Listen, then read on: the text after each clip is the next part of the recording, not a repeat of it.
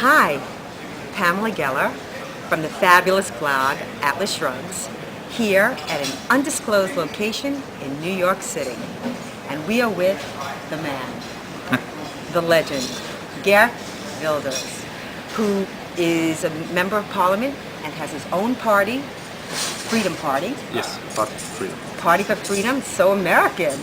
Yeah, it is. How'd you get away from us? And we wanted to talk to you about why you came to America, what are you doing here in America, and what you hope to accomplish. Yes.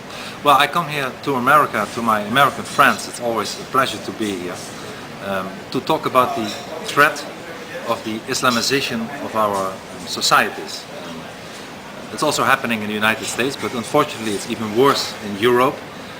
That the influx of the Islamic culture, the Islamic ideology is really that strong that we are not only losing our identity, but we are also losing everything that we stand for when it comes to freedom of speech, when it comes to the rights of women, of homosexuals, whatever.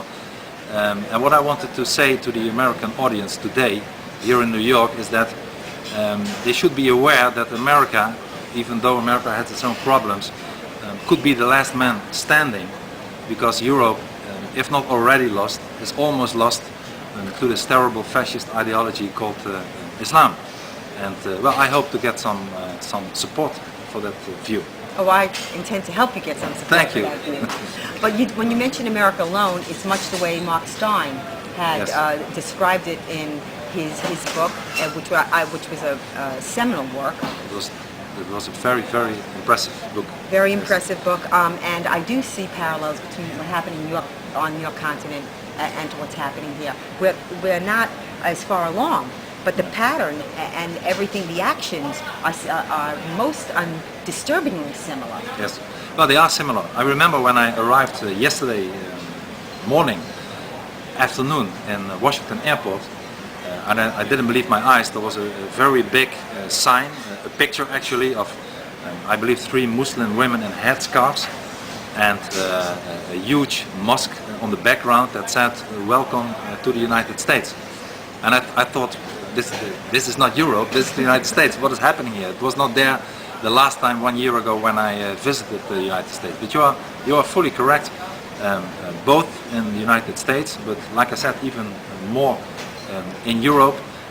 The political elite and the press, I mean, they are together a bunch often of leftish liberals, are closing their eyes for the problem that the real people, the people who have to pay the bill, who pay their taxes, who have to walk through the streets and bring their children to school, what they experience every day. And this is that they don't feel comfortable anymore in their own country. They feel as if they have lost their own country. If you live today in many neighborhoods of Amsterdam or Rotterdam or any other city, Marseille, Köln, whatever place in Europe, you will feel often that you are in some Arab country. And not only because of the numbers, we have 55 million Muslims in Europe today, only 1 million even 1 million in the Netherlands. But it's not only the numbers that concern me, it's also the fact that those people, I call them colonists, are not coming to our continent to assimilate and to contribute, but many of them, of course not all of them, but many of them are coming here not to assimilate but to submit us. Yes. And this is because the reason is, of course, that Islam is not a religion of peace. Islam is an ideology of hatred. The Quran is a fascist book. Muhammad was not a very nice man, but was a war criminal, a pedophile. He did things that he today would be executed for if he would have lived in the United States. And people who are worshipping this kind of dangerous ideology are pampered by us. We are, I always say, the biggest disease in Europe, and perhaps also in the United States today, is the disease called multiculturalism, and cultural relativism. People who believe out of a false context of political correctness that all cultures are equal. But like the brave American psychiatrist from the Middle East originally, Mrs. Wafa Sultan, said, and I respect her a lot, and she's fully right, said that it's not a clash between civilizations, it's a clash between rationality and barbarism. And this is what we really should acknowledge, that Islam is not another leaf on the tree besides Christianity and Judaism and Hinduism, that Islam will never accept anything else than to rule and to treat anybody else as dhimmis. And unfortunately we are, at least the political elite, is acting as dhimmis, is looking in the other direction.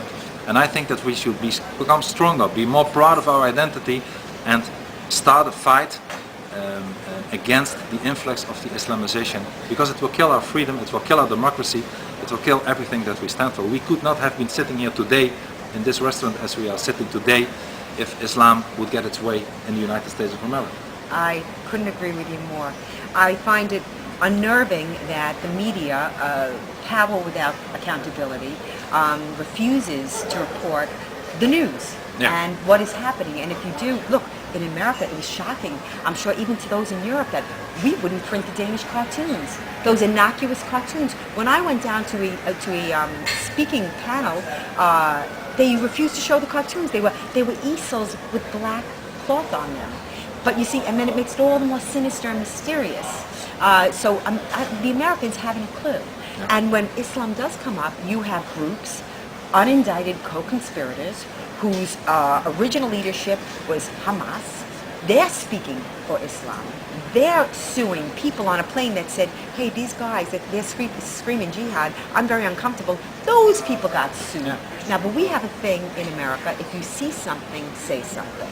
But look, if you say something and you get sued, so you cannot say anything anymore. Exactly. So even now you see that they are working against, working for the demolition of the freedom of speech in America today. Right. Maybe not by laws making them, preventing it happening, you have your First Amendment, but by afterwards suing you so that you people are afraid of saying the mind. And instead of a government acting against it and the government defending the right of the people, they are looking in the other direction, and the press is also ignoring the fact. That is why it's so important that people like yourself with your fantastic weblog, but also other people like myself and many more who make a short movie, who make presentations. Wait. Make a short movie. I just want to say something. The short movie that he's referring to is Fitna. It's on my blog on the right bar. It is a most exceptional film. And it's an exceptional film because there's no opining in there. No. It is purely fact, surahs, hadiths, and the actions that are taken as a result of these surahs and hadiths. And it was a simple, brilliant masterwork. Well, thank you very much. And indeed, I tried to do my best to not using actors, but to show the audience. And I'm very happy that tens of millions of people saw it already within 2 weeks after it was put on the internet. That well, to show what existing surahs from and verses from the Quran, and use real-time images and see, and to show the people that indeed the Quran is not a book from 1500 years ago. It's a book that is still very alive today, and it's not a book of peace. It's a book of war, a book of submission, a book of terror. And such a film, it would be impossible to make such a film today about Christianity or Judaism. When it comes to Islam, those are not incidents, it's a structural problem.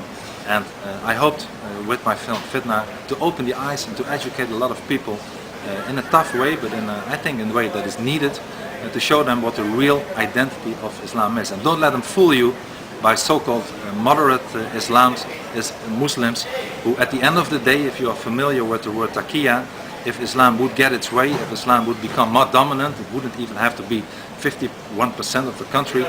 Look at countries where the numbers of Muslims are 10, 15, 20, 25%. Entire societies will change. And people who say today that they want to assimilate will change by 180 degrees, and they will follow the Islamic ideology of hatred and violence. And this is something indeed that we should do anything to prevent it happening.